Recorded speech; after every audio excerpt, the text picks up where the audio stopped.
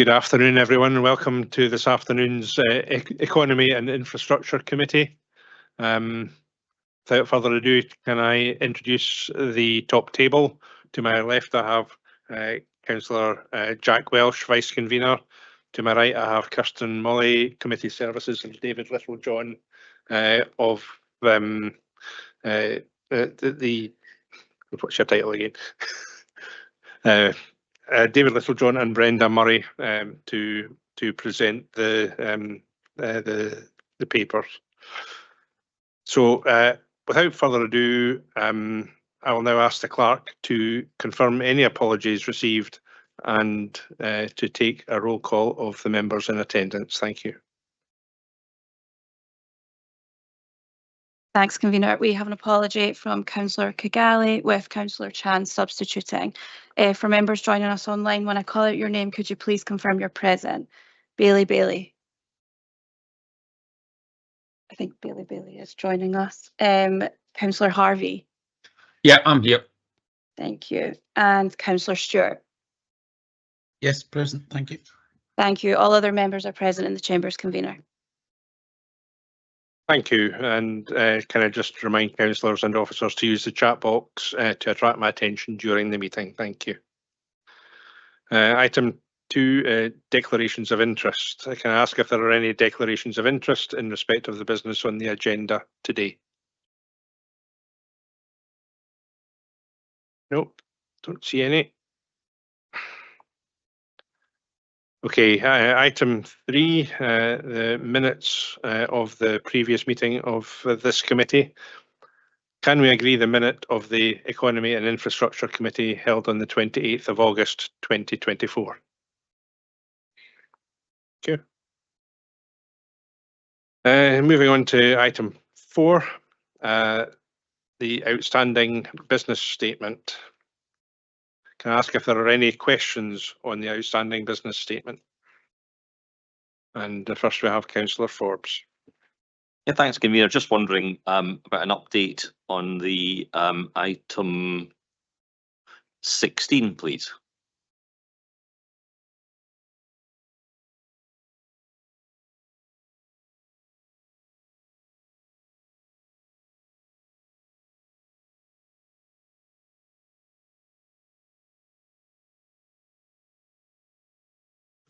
Is there anybody online that can give an answer to the communications on road gully cleansing?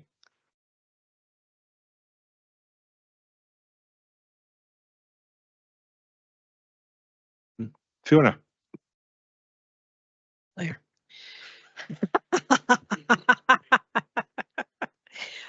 Thank you, Convener.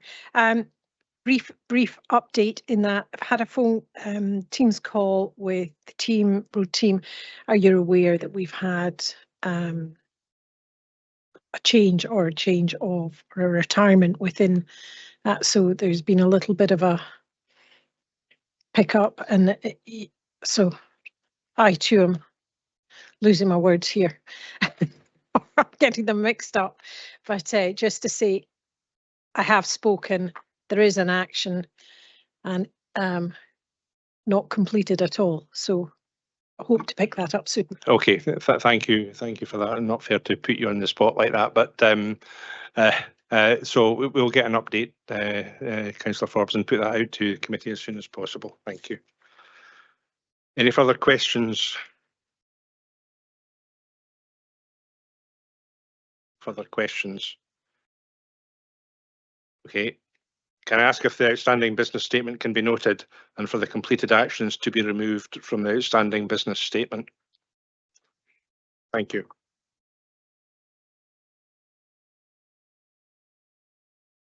Okay, moving on to item 5 on the agenda, the Perth and Kinross Local Development Plan, LDP 3, Local Development Plan Scheme.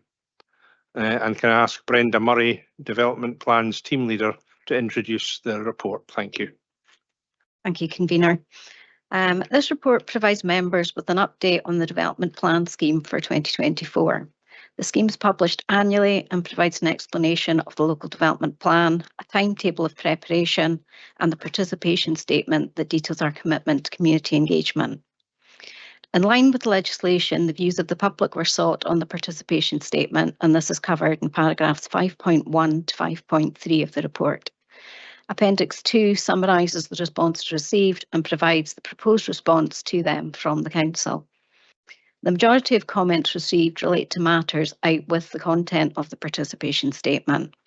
The relevant comments focused on the list of stakeholders and people that require to be engaged with in the preparation of the next LDP. These were mainly requests from groups and representative organisations seeking to be specifically named within the participation statement.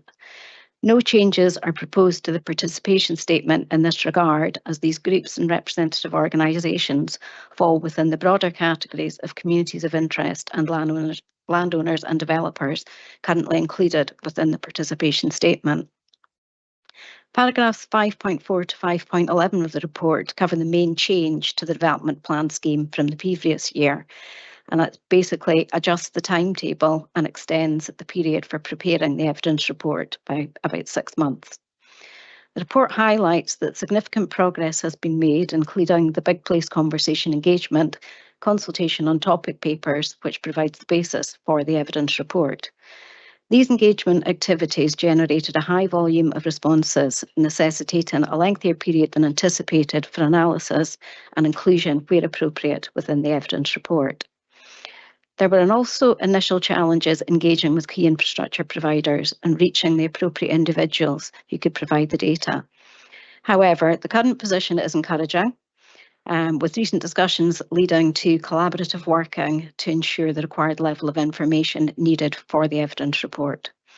In addition, time's been added to review and learn from recent decisions issued by the Department of Planning and Environmental Appeals, and that's in relation to other planning authorities' evidence reports. And we will pick up on the matters raised and make sure points relevant to our evidence report are addressed before we submit. The development plan scheme itself is contained in Appendix 1 to the report, and it sets out on pages 4 and 5 the revised timetable, and that's for various stages of the plan through to adoption. It takes account of the factors I've outlined and proposes the publication of the evidence report in March 2025. Whilst the period for preparing the evidence report has been extended by approximately 6 months, the timetable aims to recover this by shortening later stages of plan production. This means that the intended adoption date for the new LDP remains unchanged at late 2027. This is in line with the Scottish Government expectations for all local authorities to have a new style local development plan in place by May 2028. The report recommends members agree the development plan scheme, authorise its submission to Scottish ministers, and remits Place Strategies Manager to submit an annual progress report to the Economy and Infrastructure Committee in 2025. I'm happy to take any questions members may have in relation to the report. Okay, thank you very much, Brenda. And can I just note for the minute at this point that Bailey has now joined the meeting. Okay, so moving on to questions. I see we currently have 2 from 3 different elected members, so we'll just do one at a time, if you don't mind, from each. Councillor Forbes.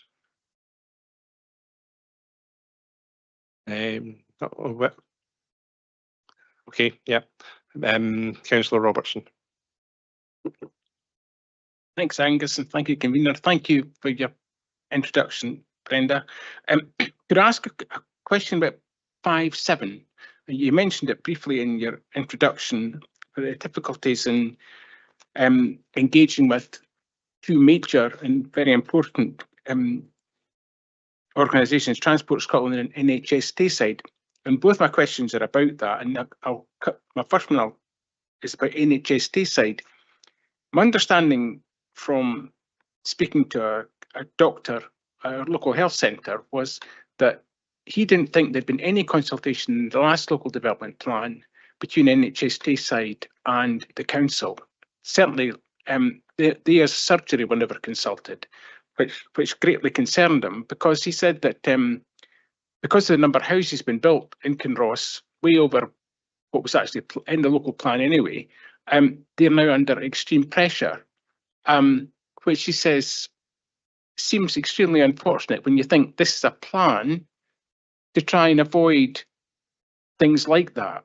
So can you say anything about how we can encourage, I'll use the word encourage NHS Tayside to come on board and to involve the local health partnerships and primary healthcare providers to contribute towards what's in the new local plan? Thank you. Yeah, as I've highlighted, it has been quite, difficult up until now to, reach the right people within NHS Tayside. We have been using our health and social care partnership colleagues to help us in that journey, and I think they have partly enabled us to get to the position where we are. We have met with colleagues in Angus and Dundee Council as well, and they're experiencing the same issues. So we're kind of banding together, if you like, and working jointly to get the information that require from NHS. And I think I don't know if it's I wouldn't say it's a reluctance on NHS Tayside's part. It's just making sure that we are, communicating with the right individuals. So I'm pleased to say that we now have reached that stage and should be receiving information as we move forward. In terms of the actual surgeries themselves, we haven't contacted direct GPs. We would expect that NHS Tayside would be able to give us a coordinated response on behalf of all GP practices.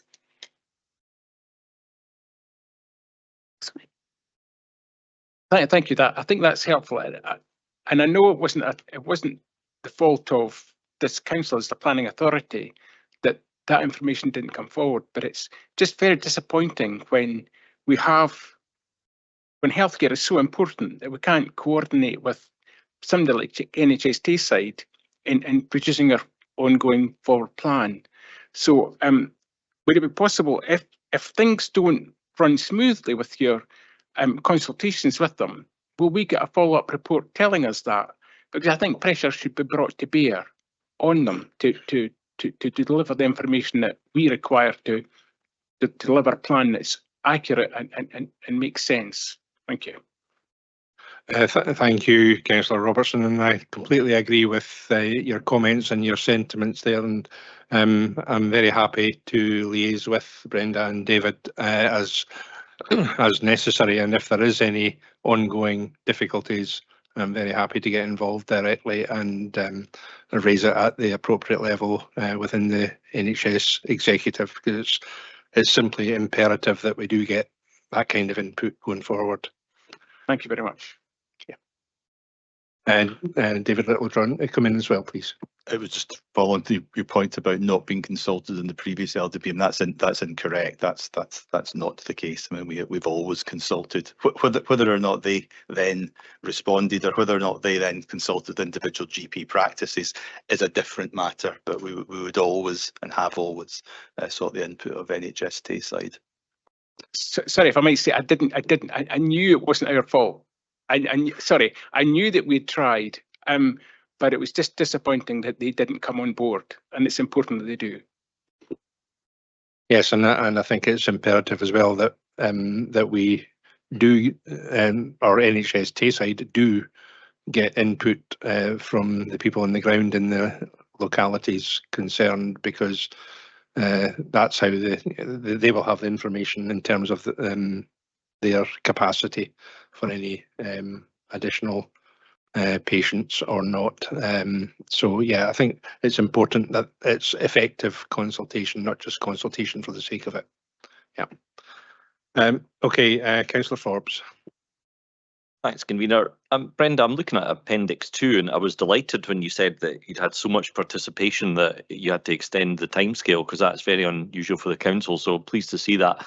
The thing that jumped out at me from that appendix was every comment on the right-hand column, change made to DPS is no change to participation statement.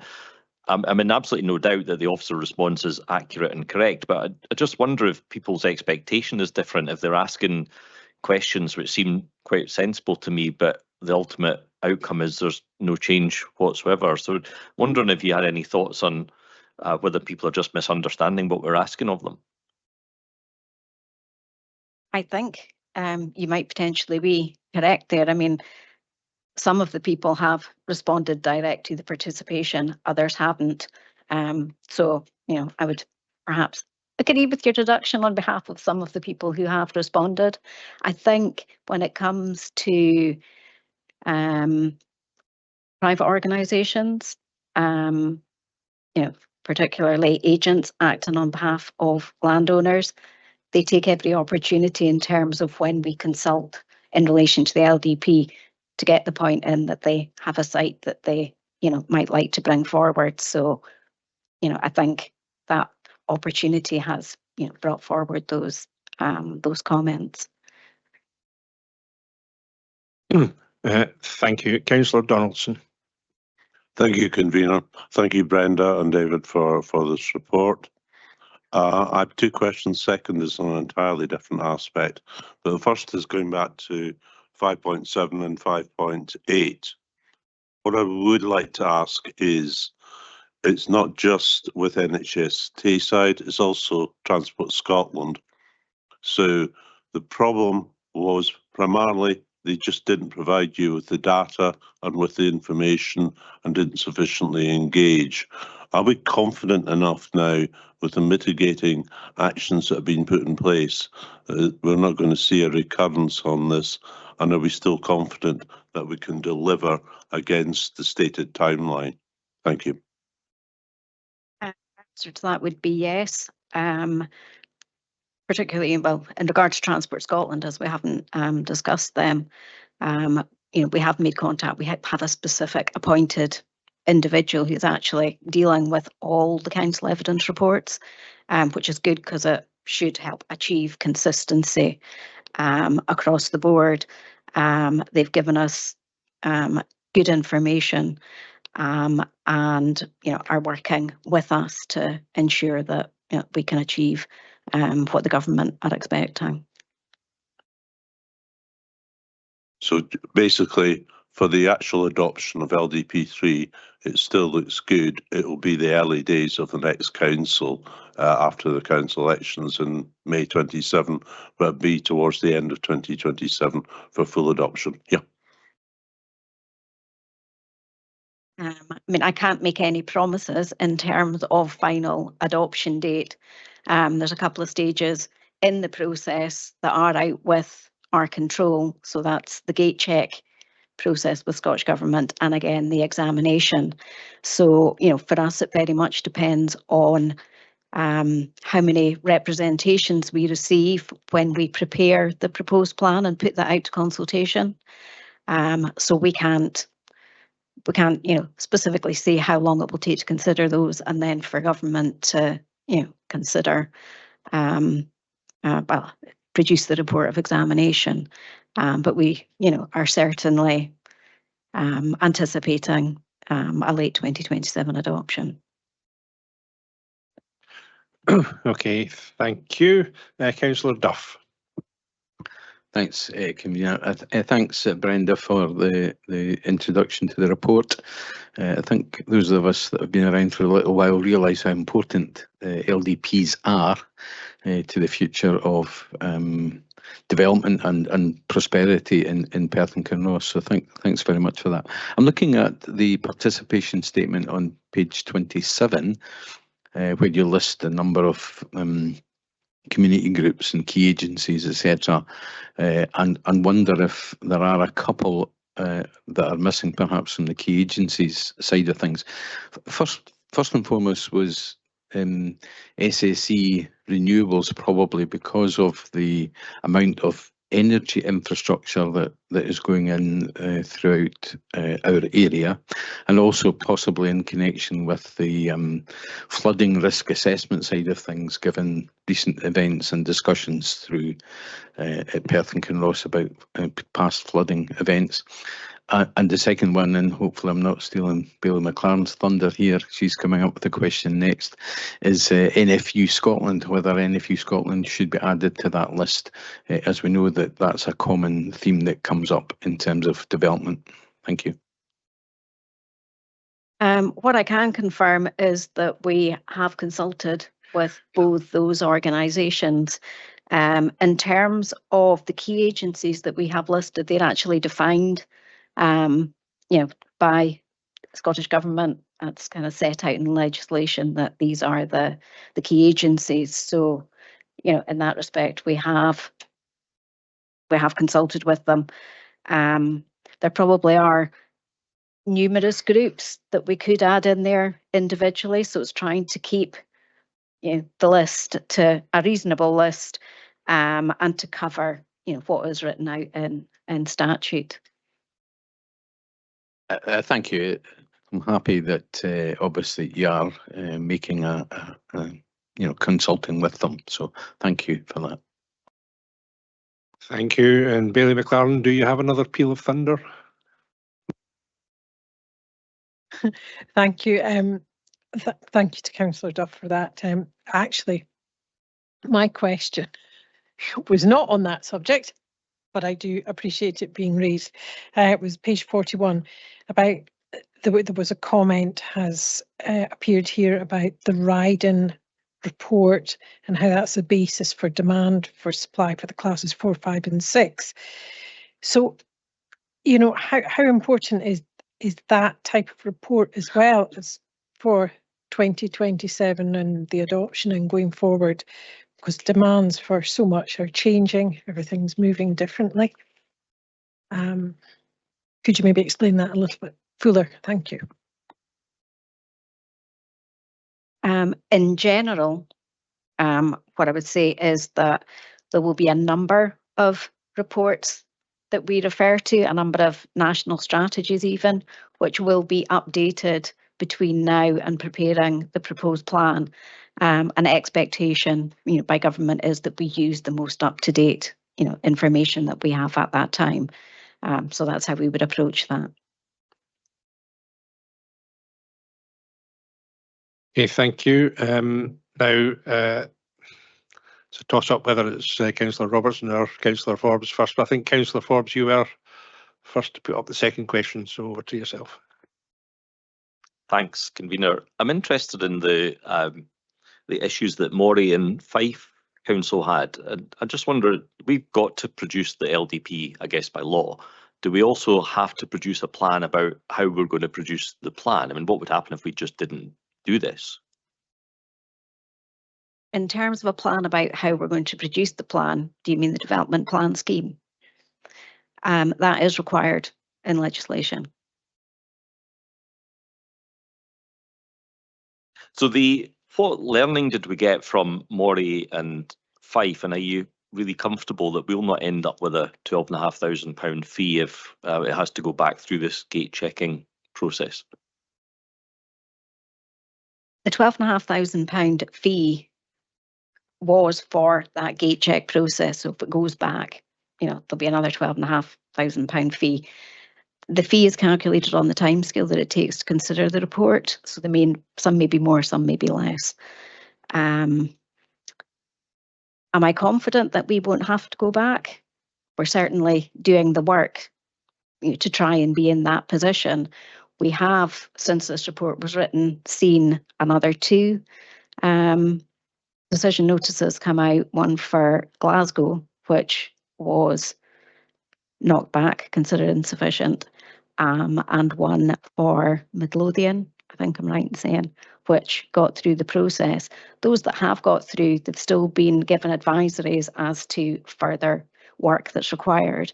And I think perhaps one of the concerns coming from planners is that the development plan regulations, which the development plan guidance, could perhaps be clearer in some aspects as to what actually is required.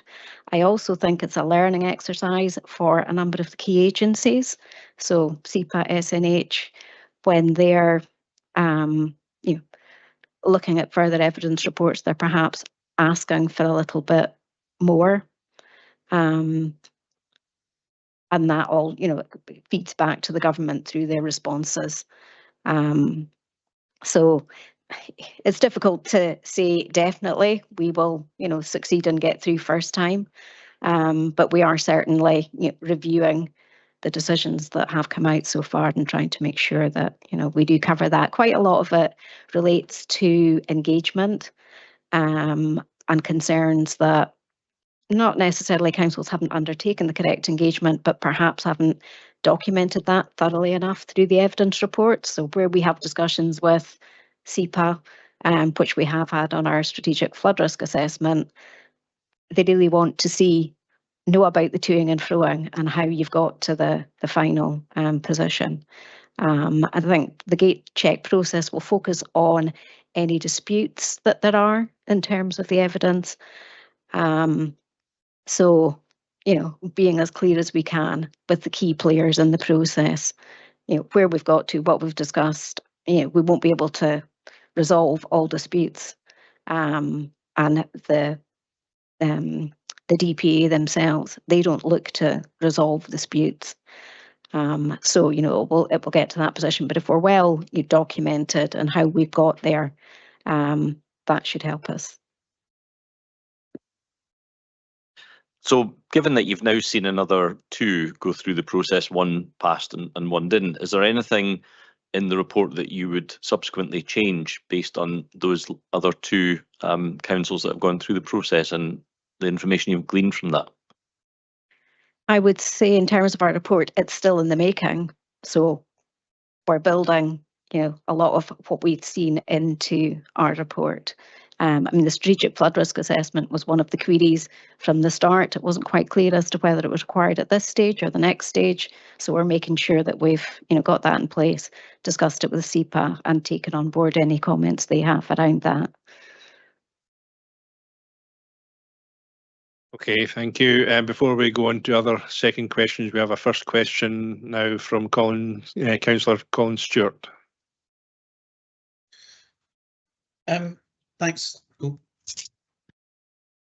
Thanks, convener. I've got a few, so I'll put subsequent questions in the chat. In the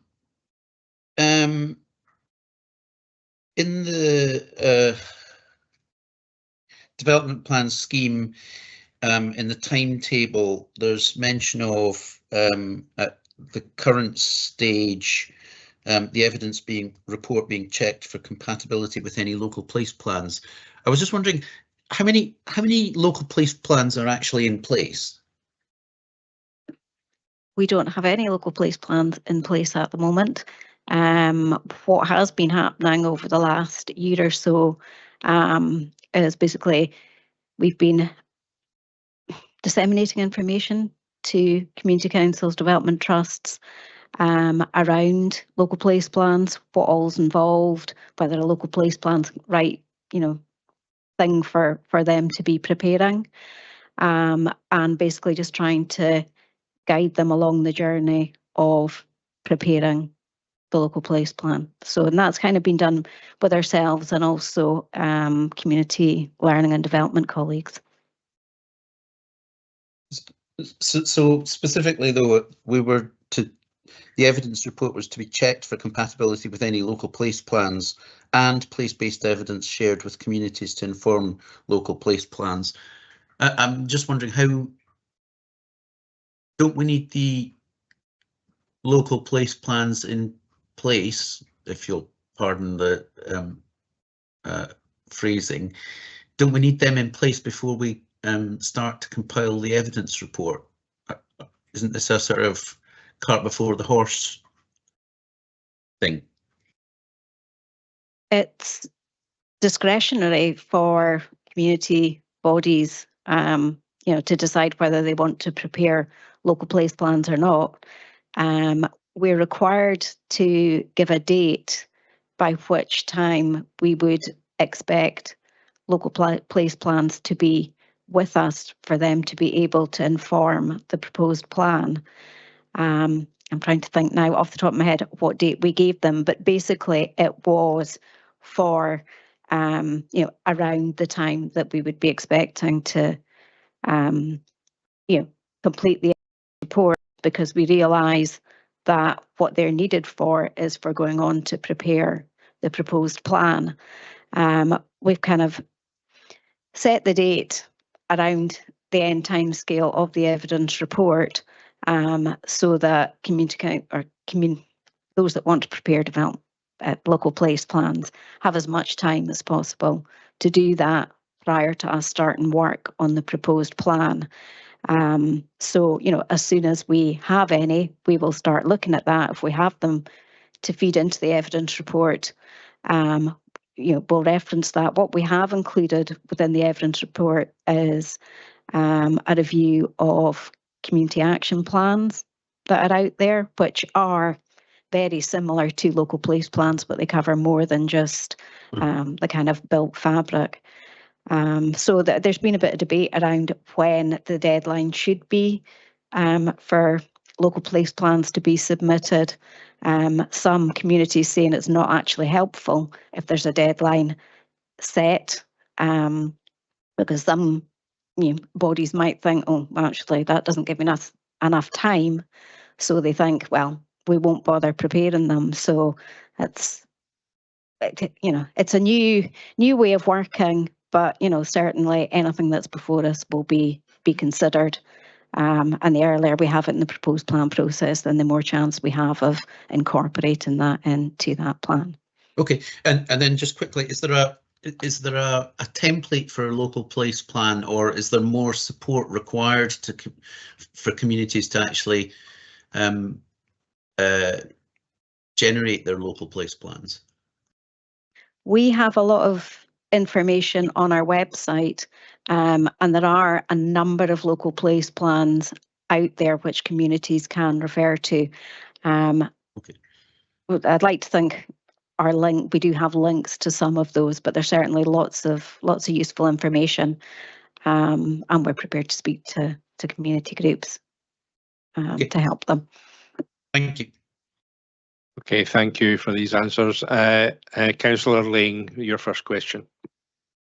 Thanks, and it follows on from the last question there about local place plans, which I think is the end of January 2025 was the date. And there's quite an active group in Dunkeld who sent me a message this morning. Didn't know it would come up at this. Wondering if there's any chance of an extension from that, because we have another meeting tonight from the end of January. Yes. The end of January date was set to accord with our previous timescale. But I think the important message here is that we accept them at any stage in the development plan process. Like our own development plans need reviewed, so it'll be a recurring cycle. Thanks, that's helpful. Thank you. Thank you. Okay, moving back on to the second questions, Councillor Robertson. Thank you, Convener. Again, it's on 5.7, and this time I'm referring to Transport Scotland, and it says that it's taken a wee while to get the required level of information expected by the Scottish Government on the state of transport infrastructure in our area. Could you explain to me just what that means? There's certain areas which I recognise have major problems, such as the Broxden roundabout and Inveralmond roundabout. There's huge delays for southbound traffic at Inveralmond. People from Longarty and Bankfoot and travellers just can't get through that junction at certain times of the year, as everybody will know. In Broxden, there's huge delays coming if you're going north at Broxden, and you see all these intercity buses all stuck for half an hour, which is really embarrassing, and the amount of economic impact that must have is huge. So how does could you explain how these issues feed into our new local plan, how they're identified and in conjunction with Transport Scotland? Thank you. I can probably answer some of that because it kind of crosses over into the work we've also been doing in the mobility strategy and action plan. I guess the point of this is about evidence. So we all know there are issues, but it's actually getting the statistical evidence back from Transport Scotland, and they are the Trunk Roads Authority. So they're the ones that are monitoring those bottlenecks, the journey time impacts, and their own investment plans need to feed into that. You've been waiting for a very long time about the signalisation of Broxden. So that's the kind of stuff that Transport Scotland needed to provide, which took longer than we would have liked. But in the context of, if I can say that, almost everything we request from Transport Scotland takes longer than we would have liked. Sorry, can I just, so that means that we do expect to see in the new local development plan, we'll see that these sort of issues highlighted and ways to deal with them identified. Is that what you're saying?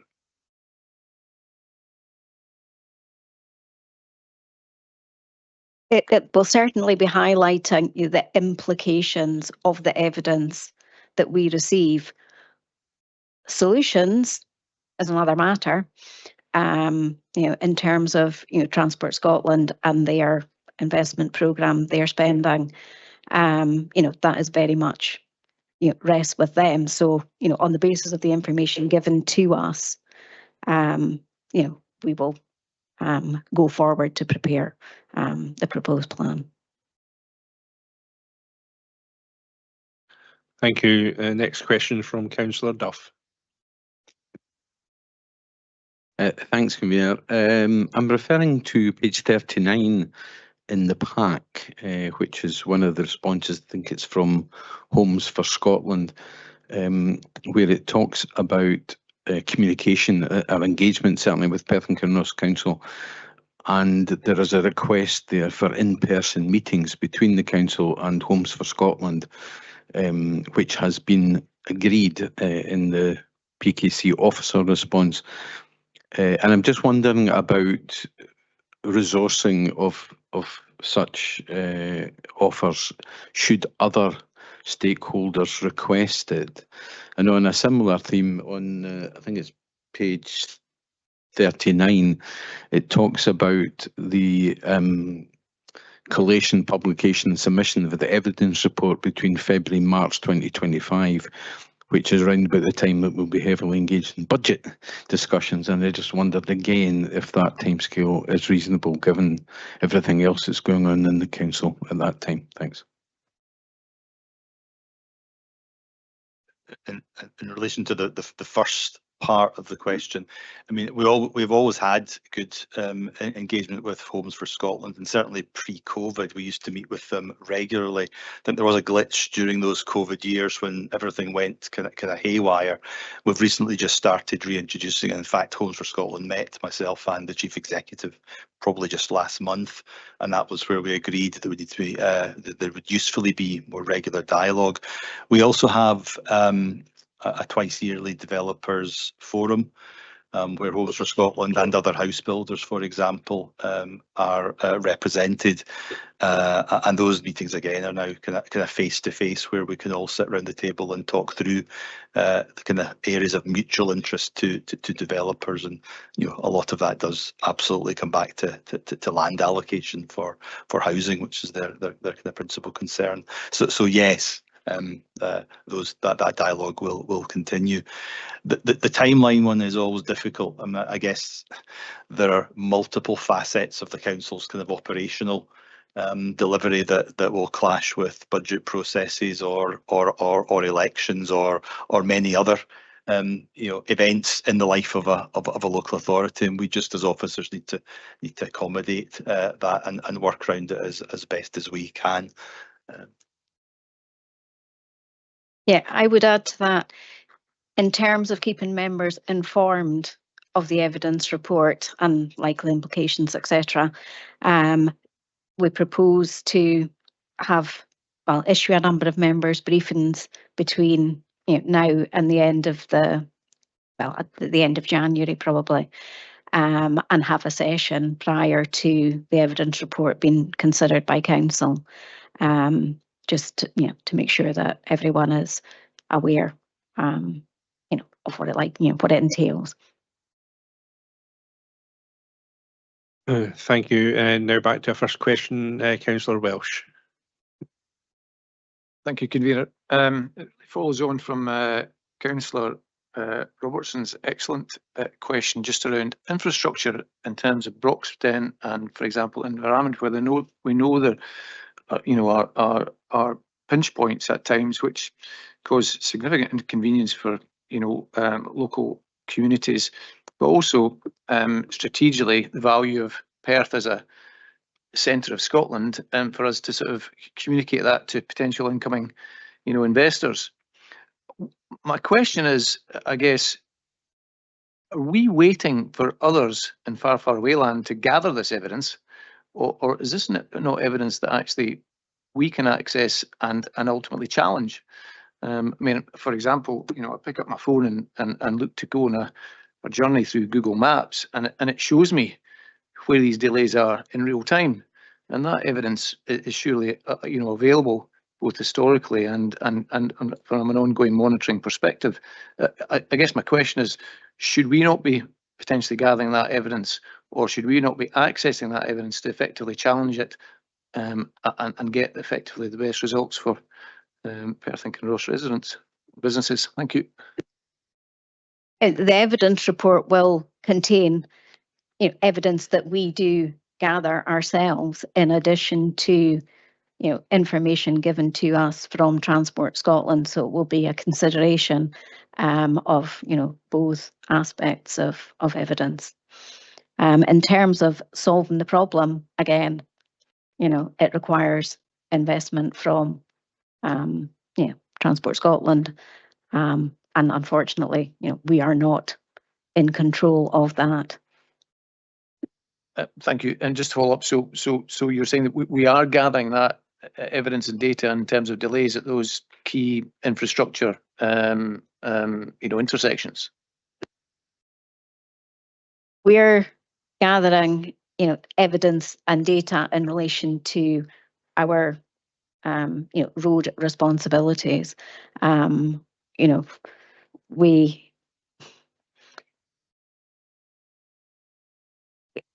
Yeah, come on. I mean, the answer is yes. I mean, our transport planning team undertake traffic modelling, so we have a traffic model, so we know where the blockages are and the bottlenecks are.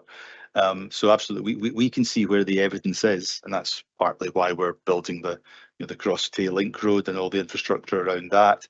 And we know that will assist, for example, Environment by taking ultimately local traffic out of the trunk road network and not blocking up the roundabout. We know the issues at Broxden. We have an agreed solution for the longer term with Transport Scotland. There is an issue about, in their eyes, prioritisation and funding, but everyone knows what the issues are and everyone knows what the solution is.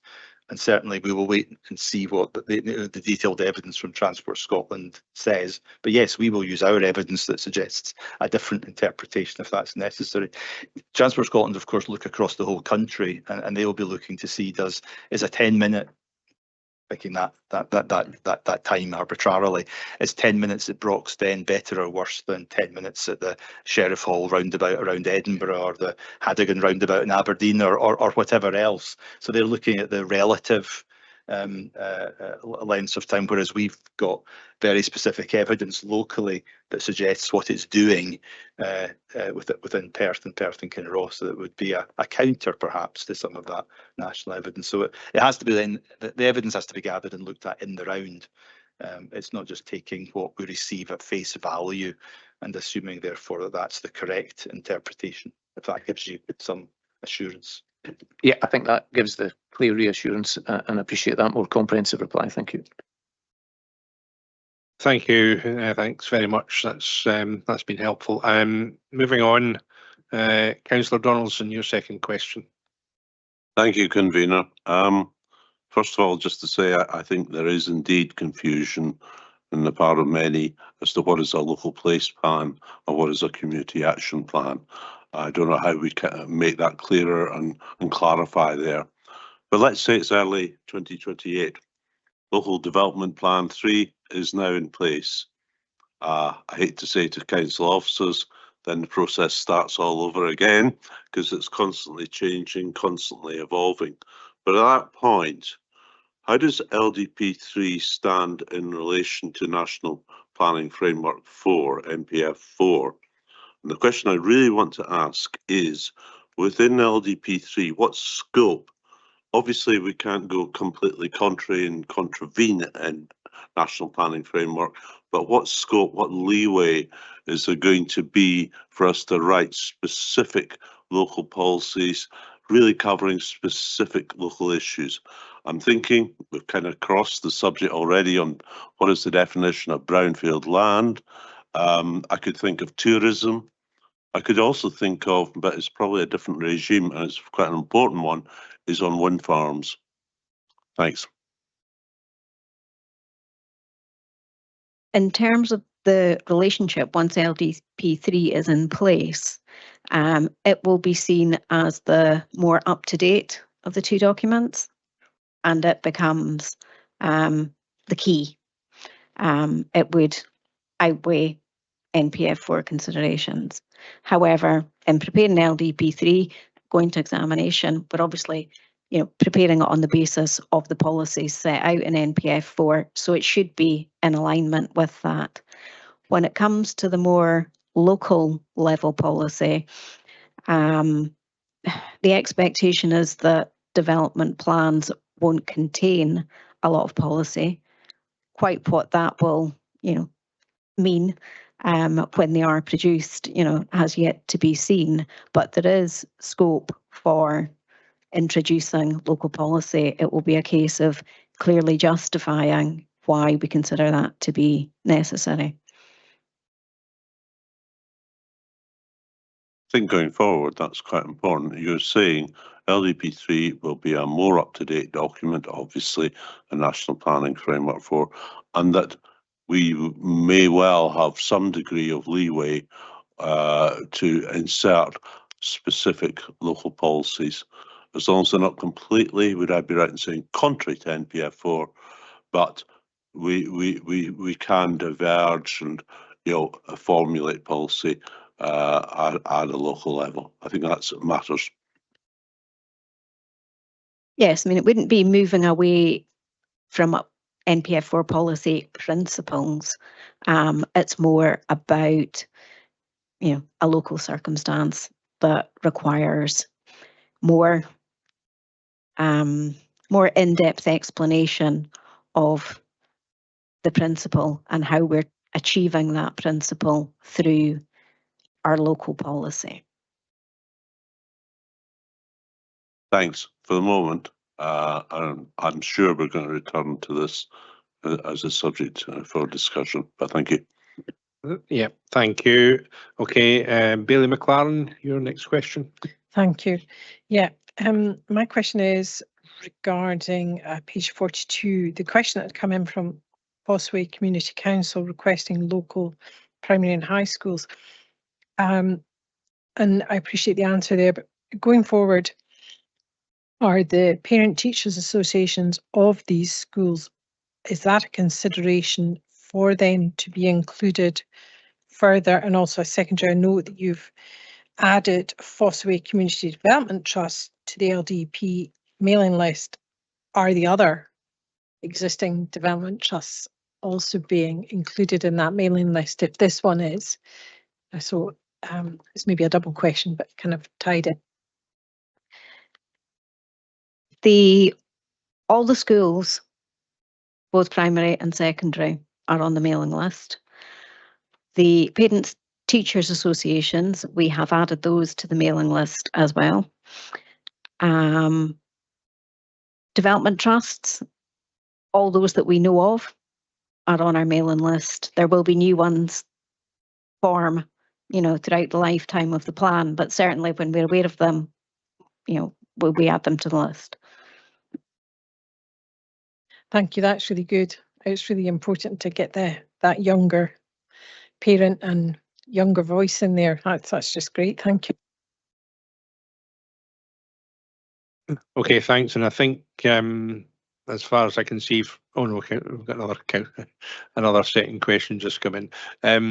Councillor Stewart, your second question, please. Thanks, convener, and I think it maybe follows on a little bit from Councillor Donaldson's previous question. It's maybe not about the development plan scheme itself, but more just in terms of the responses. A lot of the responses, even the stuff about the local place plans, seems to be sorry, and even the discussion that we've been having about the local place plans seems to be sort of site specific or geographical. Certainly a lot of the private individual responses are geographical. I was just wondering what engagement we've had from communities and the public on policies that are in the LDP, and what policies people might like to see going forward, and how we encourage that. Okay, at the stage of preparing the evidence report, we're not to be looking or not going as far ahead as starting to formulate future policy. Okay. With the consultation on the Big Place conversation, as you know, was very much area focused. Also, will have raised, some issues around policy. The topic papers, they are more about, the different policy areas. They follow the NPF4 policies and are very much set out around, this is the evidence that we're gathering to inform our policy moving forward. So there has been discussion through that, or consultation through that forum. Okay, thank you. Thank you. And Councillor Lane. Yeah, thanks. I was just wondering if you could give me an idea how many people are on the mailing list and how many people within that mailing list are actively engaged in the discussion so far. I'm sorry, but I can't. I really don't know. That mailing or the mailing list, I was going to say dates back to previous LDPs, but each time we begin the review, we write out to everyone on the mailing list asking if they want to remain on it. We're getting people contacting us, all the time to be added. So off the top of my head, I'm not sure, but I can, give that information to you in terms of actively involved. Again, that's quite difficult to say. But we can look into that and see how many repeat corresponders we have. No, I wouldn't. I was going to say waste your time. I wouldn't. Your time's precious, so I don't really need to know the answer. I was just wanting to know what the sort of percentage of people who are actively involved against the number of people who are not actively involved is. It's just an interest. So it's fine. Okay, thank you. And Councillor Stewart, you have another question. Yeah, thanks, convener. It was just to go back to Councillor Robertson's very first question about engagement with NHS Tayside and the issue of GP practices. It was just to double check that.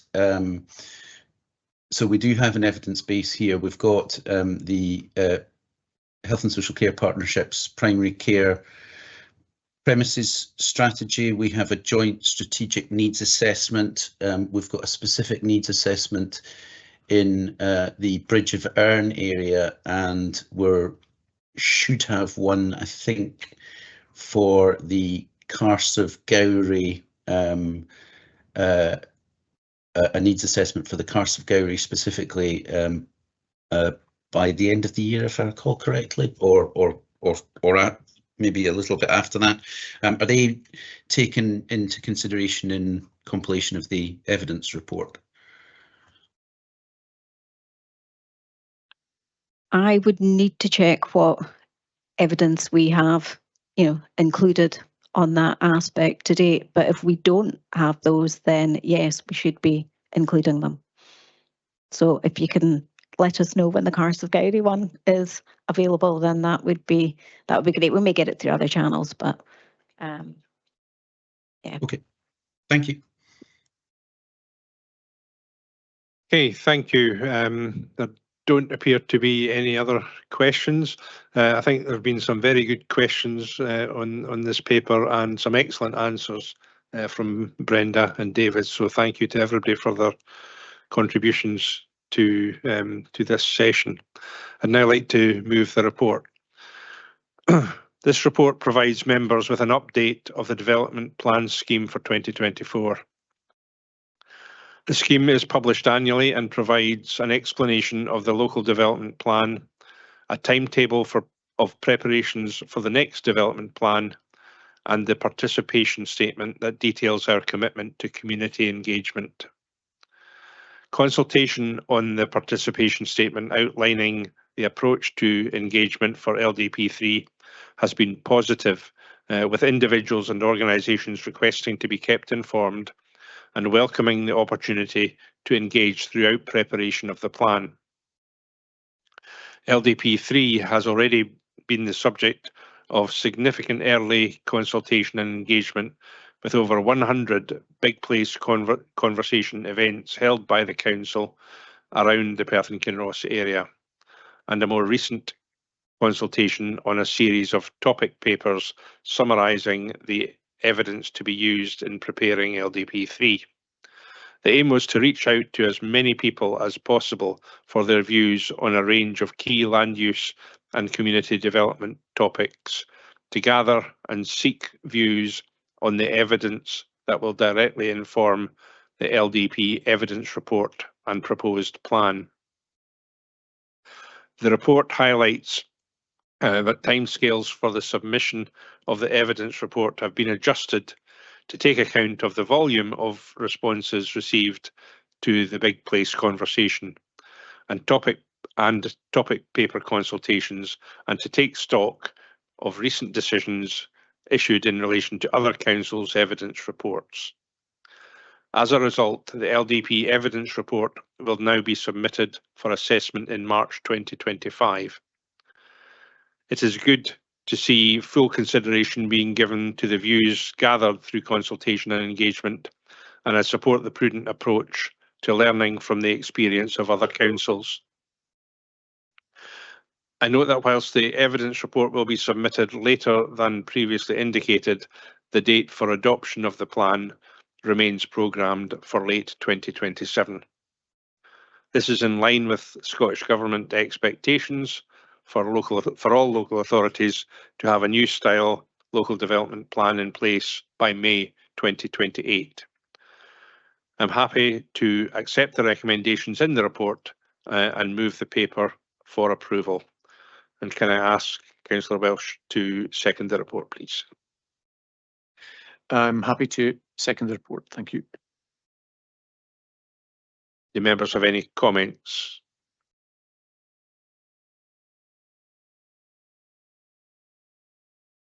Not seeing any comments coming up. Oh, I am now. Councillor Lane. Sorry, can type quicker. Waving to you was easier. Just like to thank officers for all their hard work again, and it is an ongoing treadmill, it seems to be, but it is very important because although I don't sit in planning committee, hear it referred to on numerous occasions if you come to listen to it. So we've got to get it right, and I suppose it can't be challenged. So thank you for all your work, and good luck with the next year. And we'll think we're going to have an annual update, so probably around this time next year we'll get the next pick up where we are. Thank you, and if you can pass that on to the rest of the team, thanks. Thank you, Billy McLaren. Thank you. I was actually just my words are very similar. There is a lot of time, energy, officer time, coordination sits behind this and will do going forward. So we understand that, we appreciate it. The coordination of the big place conversations, that was a big ask. And there's some people who now are not here as officers of the council who were involved in that.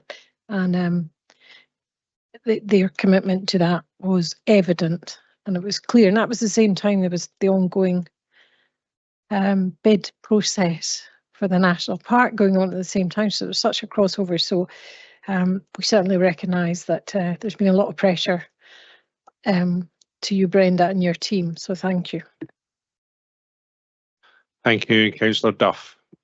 Thanks. Just likewise to thank David, Brenda and the team for the report. I think, as I said in my comments earlier, this is a very important document for Perth and Kinross and its future. And I think hopefully councillors understand how important it is to get this right, and look forward to receiving a number of briefings and further discussions on the LDP 3 as it moves to its conclusion. Thank you. Thank you, Councillor Duff. Okay, if there are no amendments, can we agree the recommendations as set out in the report? Okay, thank you. And can I just ask for the minute to note, please, that there is consensus across the chamber on and strong praise for the work being done by Brenda, David, and their teams in developing this work. And I ask that to be specifically minuted, please. Okay. Moving on, can I ask Councillor Welsh to take the chair for the following item of business? Thank you, Convener. This item of business, item 6, is the Perth and Kinross Outdoor Access Forum Annual Report.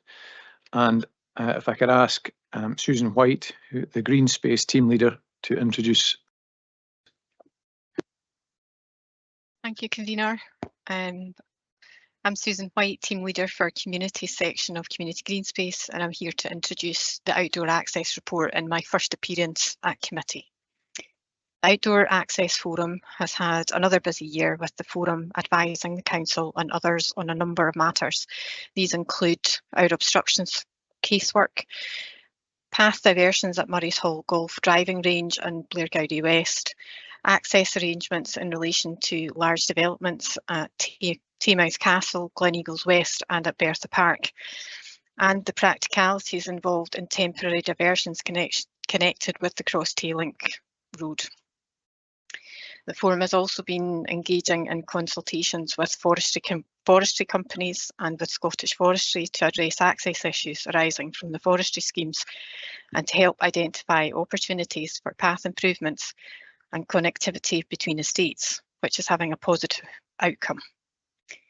Forum is carrying 3 vacancies currently for an additional land manager and 2 agency representatives. Officers will work with the forum to identify suitable replacements, and we intend to publish a media release shortly asking people to put themselves forward. It is considered especially important to maintain strong representation on the land manager's side for balance and to assist in finding pragmatic solutions to complex problems. There are ongoing discussions with the forum about the resources they need to support the activities in light of recent savings made to the respective budgets and staff resources. We are also commenting on a national review of the role of local access forums being led by Nature Scot. We do continue to very much value the work of the forum to do in relation to outdoor access in Perth and Kinross. Thank you, and happy to take any questions. Thank you, Susan. And I will just check the chat just now. My apologies. Do we have any questions for Susan?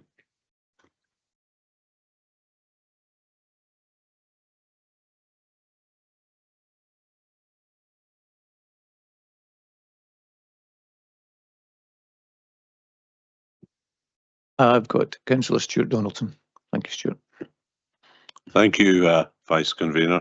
I thought I'd get in here possibly before Councillor Robertson, because he, like myself, used to be a trustee of Perth and Kinross Countryside Trust. And Susan, that's what I would like to ask, is the Outdoor Access Forum is a statutory body. It's set up under the Land Reform Scotland Act 2003. And let's not forget There has to be responsible access to land, but it is legislation to allow the right to roam and to give people as much freedom to walk and cross land as possible. That's what I wanted to ask, was with the Countryside Trust, Susan. I don't think there's a reference to that body in this report. It's not statutory, it's a charity, but clearly it impinges quite a bit here. Can I ask, what linkage is there between the Outdoor Access Forum and the Countryside Trust? Well, we work quite closely with the Countryside Trust. I think I'm going to refer to Andy for a fuller answer on that one, because I think he'll be better placed to answer. That's okay. Yeah, sure. Andy, can you go ahead, please? Yeah, sure. Thanks, Councillor Donaldson. Thanks, Vice Convener. There's no direct link actually between the two groups. They tend to get involved in quite different types of project or initiative. The forum's very much there to support us with advice when we need it, in terms of, you know, maybe a particular obstruction. We've got an obstruction subgroup that dealt with something like 140 obstructions last year, and they can provide advice from the various specialisms that they've got within the forum. The Countryside Trust isn't sort of geared up to do that sort of thing. They're more involved in sort of, you know, promoting access to the countryside and delivering projects, and we work very closely with them on that. So there isn't a direct link. I'm not sure if there needs to be, but certainly if there was, then maybe we could work more directly together. We are kind of working collaboratively with both organisations on things like Tynemouth Castle, the need for a good quality access plan up there. And so if there's connections to be made between the two organisations during those discussions, then we would make them. I hope that helps to answer the question. Yeah, thanks. So basically the Access Forum is advisory, whereas Countryside Trust is much more, it's action. But I just wondered if there could, you know, there was potential linkage in certain areas. Okay, but thank you. Thanks, Andy. And a question from Councillor Forbes. Thanks, Vice Convener. Susan, you referenced this already in your opening statement. 4.12 summarises the situation where budget cuts have forced us to cut back on the support we give to them, but they are expecting more support from us. I'm wondering how you think this is going to play out in the long term, and we're at some point going to have to do something to bring this to a head. And I wonder also if you've had discussion with other local authorities, because presumably they have the same budget constraints as we do and may well be in the same position that we're in. Susan, could you answer that, please?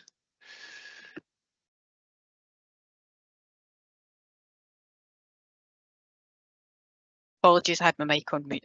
Could I ask Andy to provide an answer for that one, please?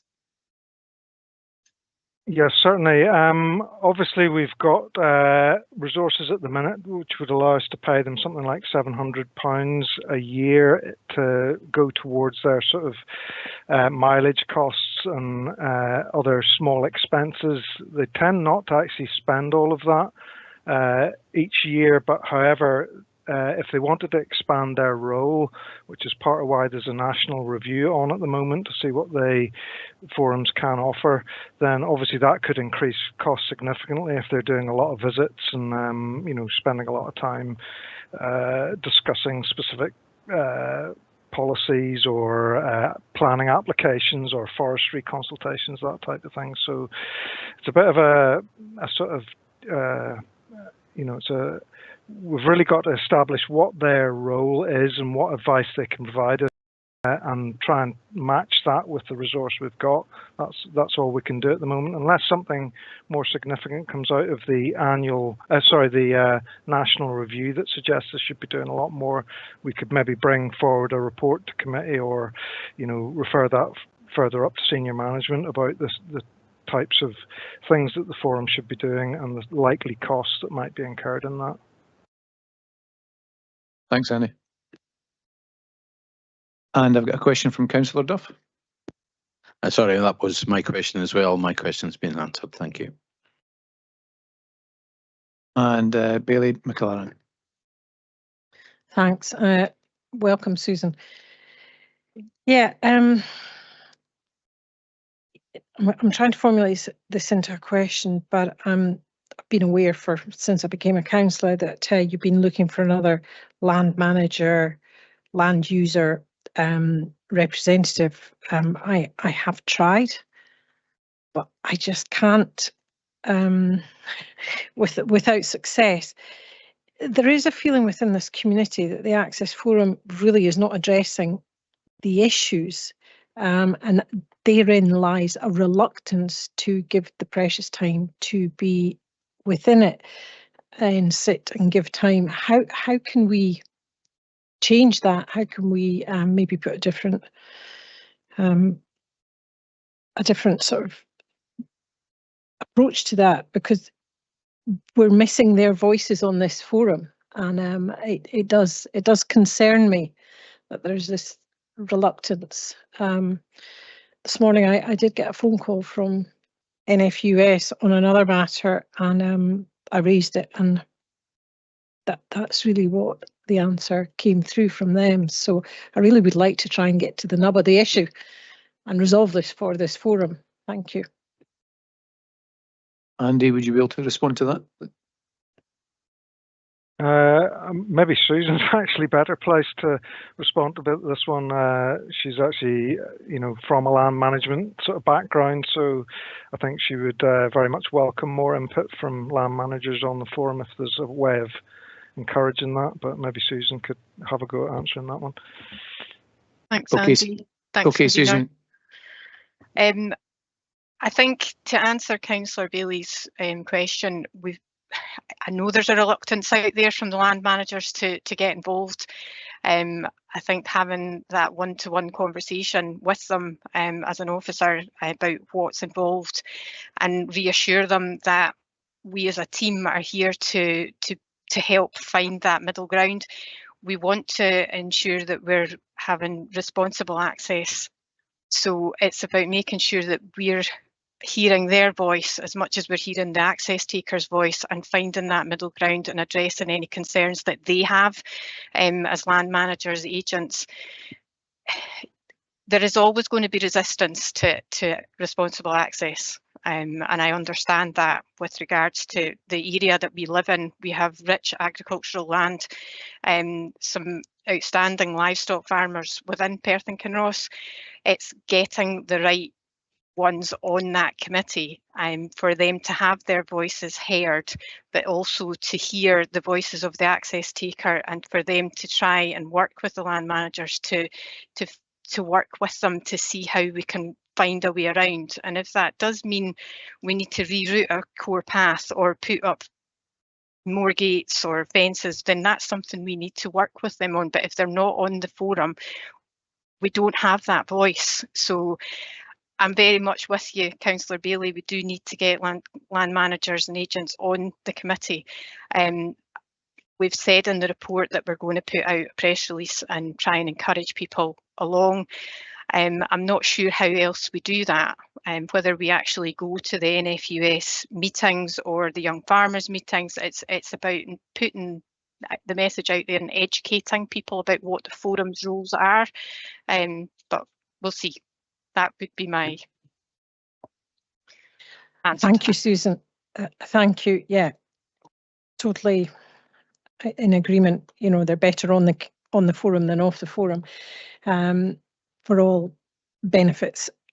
Again, if I can help, please do come to me. As you know, we've spoken before on other aspects, in particular concerns. So yeah, I'm happy, as you say, maybe it's the local NFU meetings, and just to give a bit more of a sell it to them, and hopefully we'll get somebody to fill some of these vacancies soon. Thank you. Just to kind of quickly follow on from that, just in terms of this ability to access representation, rather than looking for an individual, is there an opportunity to, for example, approach NFU and where you've got specific land access queries for them to then, nominate, an adjacent or a land owner, for example, in that specific area, and also, for example, with Scottish Land and Estates. So you're actually dealing with a body that then can identify potentially, you know, somebody with a specific knowledge of the specific area, and that maybe is a different way to approach the problem or solution. Yep, I think that would be a good idea, to go to the land agents and NFU for it to be area specific. But I suppose we already have that from the forestry side of things, so it's an option. Andy? Yeah, just obviously the membership of the forum is really something for them to try and encourage. We can help them as far as we can, and you know, I don't know that we could sort of just have a case by case basis representation, but obviously if there were specific cases that involved agencies like the NFU, then we would you know, speak to them definitely, or encourage the forum to speak to them. And I think that has happened where we've had some particularly difficult access issues. You know, there was one case I can think of, but I won't mention it. But you know, where the NFU have also tried to assist with a problem that the Access Forum have actually been out and tried to act as a sort of mediator on. But even then, we didn't seem to come to a solution. But certainly, I think there's scope to go to those sorts of organisations to try and encourage them to join the forum. And you know, but then it's really up to the forum who goes on it. And you know, we can ratify membership and certainly assist them with that. Okay, thank you, Andy. I've got a question from Councillor Anderson, and then after that, from second question for Councillor Donaldson. Not sure if it's not asking a question, it's probably more information that we've been not getting as such. I suppose Andy and myself are both on the Countryside Trust. I am also a member of the Access Forum for the last 20 years. I'm a land manager in the position, that's the section I'm in. So it's just some more information of what the background is. We do have these contacts, Stuart, cross-border, you know, on these institutes. The problem of, I'm not sure it's the time to raise the funding side, it's been raised. The shortage since when we started the forum in 2004, we had a reasonable resource in leisure and recreation who assisted us, our development. We have a member, NFU member, on our land managers now from the Kinross area. We have had a member from Aberfeldy area from the NFU as a land manager in the forum. So we've been mixed, you know, in these sections for some time. The problem with the Access Forum, we're waiting for a review of the forum. Some was formed in 2000, it was a quintennial review meant to have. We haven't had a review at all over the full 20 years. Well, 15 years anyway. Just to clarify, you have a specific question that not a specific question. I said mine's more general, correcting or opening up what questions have been asked already with what I've been involved with the forum. I'll have questions on probably the financial side later on if we're moving on to that. So I'll be quiet now then. Okay, but thanks for that insight. And Councillor Donaldson, and then a question after that from Councillor Robertson. Councillor Donaldson. Thank you, Vice Convener. In page 44, it states under 4.3, the forum has been advising council over the last year on a number of developments: Taymouth Castle, Gleneagles West, Bertha Park, Crosstail Link Road, various others. Could I just ask, over the next year, is the forum likely going to be advising the council on the Comrie to Trowen path? It is important, or is it simply going to be the fact that we're now going to be in a position we can actually crack on with that project, and with perhaps funding from active travel funds and elsewhere, we can, after 15 years, really start to make progress and do something on this project? Who would like to pick up that question from I'll answer that, Vice Convener. Thanks. And thanks, Councillor Donaldson. Yes, we're making good progress now with the new landowners for the Comrie to Trowen core path that we've been working on. As you know, the land ownership changed just as we were about to start a path order process, which meant that because of the nature of the path order process, we had to stop that and start renegotiating with the new owners. However, progress has been made. We've got funding just recently secured from Sustrans to allow us to engage the Countryside Trust to continue with the detailed design for that route. And I'm sort of hopeful at the moment that that will continue. We'll get the path agreements, we'll have the detailed design, and then it'll just be a matter of trying to get the funding overall for that project, which will be quite significant. I think it's well in excess of £1 million now to build the entire route. So, you know, there's going to be quite a lot of work for us working with other partners like Sustrans and the Crieff Community Trust, who have said in the past that they're more than willing to help us fundraise to put the path on the ground. So those are going to be the next steps. The Countryside Trust are currently engaged in getting that design work done so we can get more detailed costings as well. So I don't think the forum would necessarily be involved in it, but certainly if there's any advice we feel that we could benefit from them, we would certainly ask. Thank you, Andy. Could I just follow up, Andy or Susan, with a follow-up question? What you're saying there is encouraging, as it has taken just so long for this project to come to possibly, you know, moving forward. But can I also ask, with the forum, does it have any role in terms of enforcement or advising on enforcement, or is that entirely a matter for, I think it would be, but entirely a matter for council officers? And I think, you know, the next question I'm going to ask on, it is local again, but it is about Culty-Bragan, which is something that has now gone on for maybe not 15 years, but 15 months. Thanks. Yeah, I could probably answer that as well, given I've got particular knowledge about that one too. But yeah, obviously the forum can help us in terms of, you know, where there is a dispute between a land manager and access takers. They may be able to advise us, although we've obviously got good officer knowledge of the situation and good legal advice within legal services. However, you know, that may not be the best route to achieving an outcome. And certainly the forum, as I've said previously, have operated as a mediator in certain cases where we've got a particularly difficult situation between the land manager, and rather than going in, you know, or down the legal route straight away, there's possibly an option to try and negotiate a better arrangement for the land manager and the access taker, and that sort of thing we would ask the forum to get involved in if possible. Okay, thanks. Because it is something that for a lot of people locally, it is of great concern. And again, it has gone on for some time. Thank you. Thank you. And I think this is the final question from Councillor Robertson, unless anybody else says otherwise. Thank you. Please go ahead. Convener. The forums are set up through the Land Reform Act. And personally, I don't like the word forum. Forum, and it's a horrible thing to say, talking shop seems to come together for me, and I think the name of of this doesn't really help. A forum doesn't seem to be an action committee as far as I can see.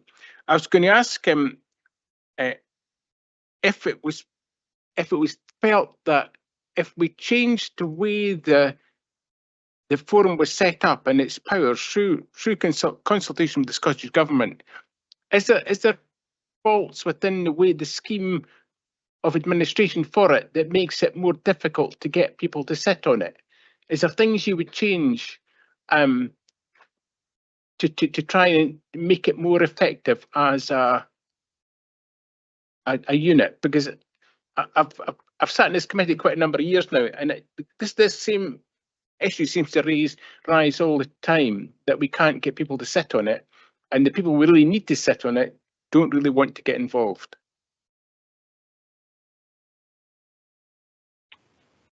Andy, are you happy? You know what the Yep. question is? Yes, thanks very much. Thanks, Vice Convener. Yes, we would like to revisit the terms of reference, which we set up with the forum way back when it was originally established, and I totally agree that 20 years since then, it's probably time for a refresh.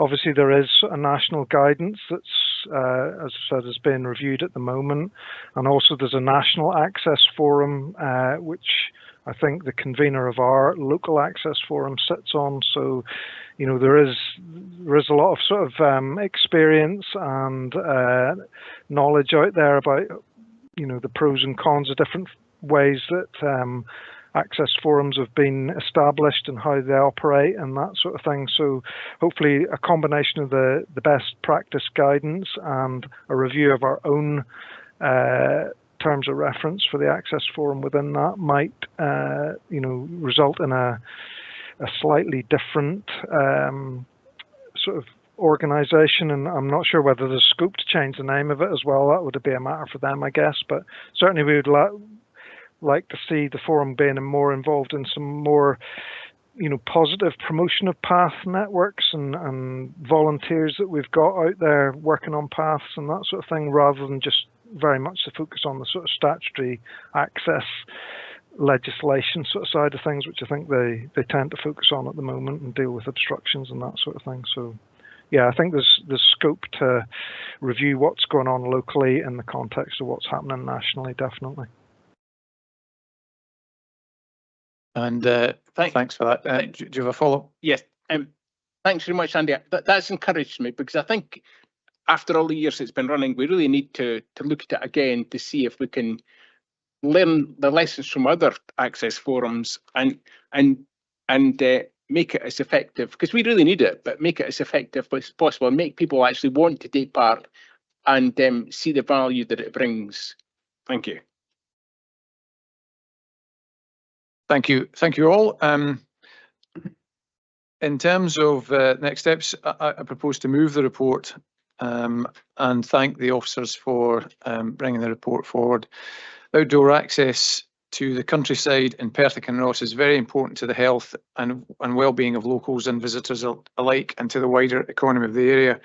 I think the report highlighted a number of areas of engagement with a number of strategic economic and projects within Perth and Kinross, including in my own ward, Murray's Hall and Scone, Taymouth Castle development and the Cross Tay Road link, as well as acting to ensure that any works, economic works with the forestry and land, recognise both the opportunities and barriers to access. I think where essentially the forum is involved in these areas, it's very important that these activities are done not only to protect access and egress where development work is taking place, but also to ensure that any decisions and proposals to ensure that same access and egress is allowed are done as quickly as possible from a developer perspective, where major projects are underway. That can be a significant concern and risk. So I thank you for the work in that respect.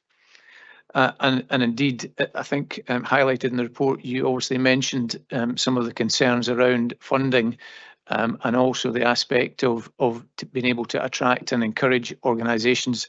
I would ask that you look at opportunities maybe out with the box to try and really get that representation.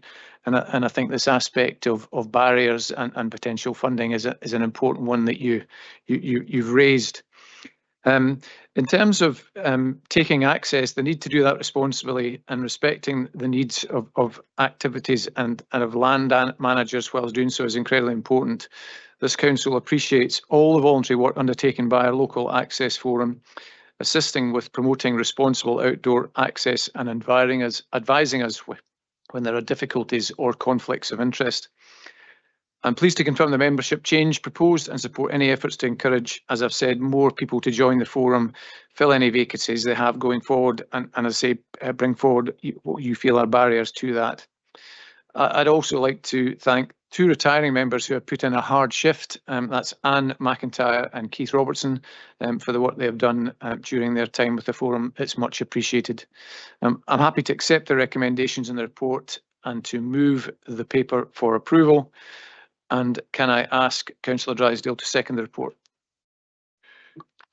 Thank you, Vice Convener. Yes, I'm happy. I'm very happy to second the report, and can I just add my thanks to both Susan and Andy for the very capable and comprehensive way in which they've been able to field the questions this afternoon. Thank you. Do members have any comments on the report? And I've got a comment from Councillor Ling. Yeah, thanks, and thanks for the paper. Thanks, Vice Convener. Yeah, it's interesting and it's volunteer work. So I'd like to give thanks to the people who are on the committee. We've spent a lot of time talking about people who aren't on the committee, and I think we should be giving praise to the people who are willing to give up their time. It's quite concerning that in the past year, the subcommittee's been dealing with 140 obstructions, so it just shows there is a need for them there. But there's also a need for landowners and that to come, land managers to come, because unless everybody gets round the table, we're never going to get a solution. So welcome Susan and Bailey McLaren, got the name, there to working together to try and encourage them, because they're part of the solution, they're not the problem, land managers and that. So it'll be interesting to see whether the national guidance comes through, and if there are any changes to the remit of the Outdoor Access Forum, and if a small amount of money to help administration, etc., is required at a future stage, and to encourage people to travel to actually see what their where an obstruction is or where there's a problem, and you can maybe all travel together, it would be worthwhile.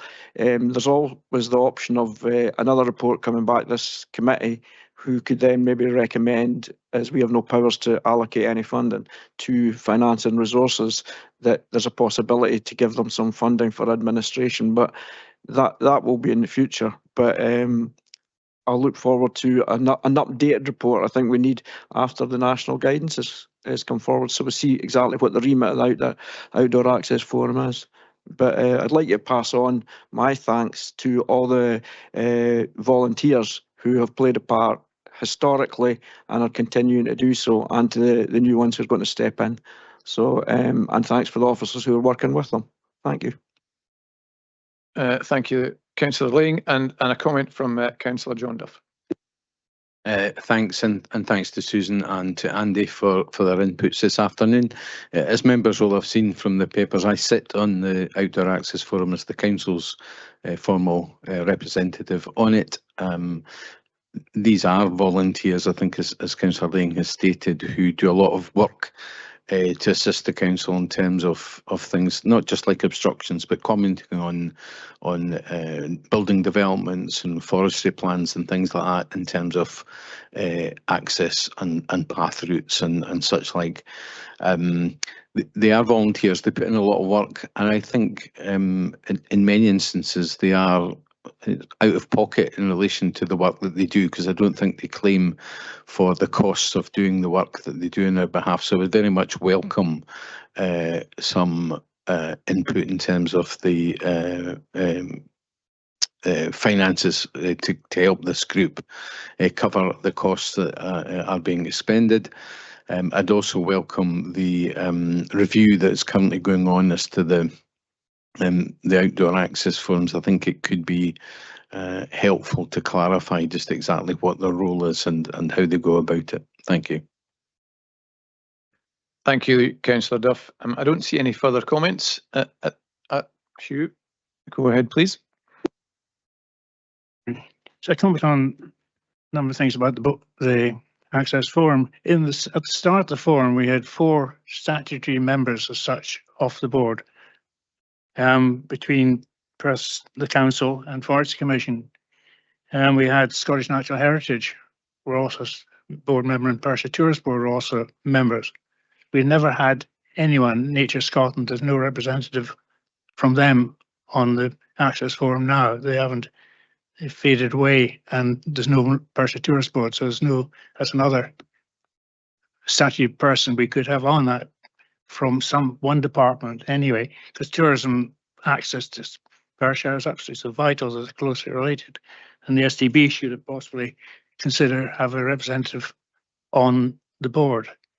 The money side of things, the £700 is probably what we give to community councils and administration. It's a lot more work than that within the forum on administration, and the punishment for people who we have to chase for obstructions. It's quite often it's very much the same people come up every year, and the punishments we can give them are just an LM letter, LM2 letters, nothing much else. We can't fine them. We can't really. Legal services, we've been told by the Green Space that the legal options are very much the last thing they can think of because of the monetary budgetary costs involved in that. There was money coming from Sustrans, split. Sustrans lost a large portion of their budget, and the other part of the budget was sent to local councils individually to help with access and other problems, improving core paths, etc. That's what was suggested. The money was not ring fenced. So I'm just wondering that question of this: what money has our council received from that share out from Sustrans, and where has it gone? Has it gone to Green Space for improvement? I don't know. So thank you for those comments. I think we're past the stage from the perspective of a question, but I'm sure the officers will be able to pick that up with you directly, Hugh. So, and if there are no further comments, I would like to ask us all to agree the recommendations as set out in the report and hand over to Councillor Drysdale to resume the role of chair and to close the meeting. Thank you. Thank you, Vice Convener. Yeah, just before I close the meeting today, can I just advise that given the changes to the Climate Change and Sustainability Committee remit, future annual reports in relation to the Outdoor Access Forum will be considered by that committee. Okay, so as that brings us to the end of the business on the agenda, can I thank everyone for your attendance today and for your contributions, and now formally close the meeting. Thank you.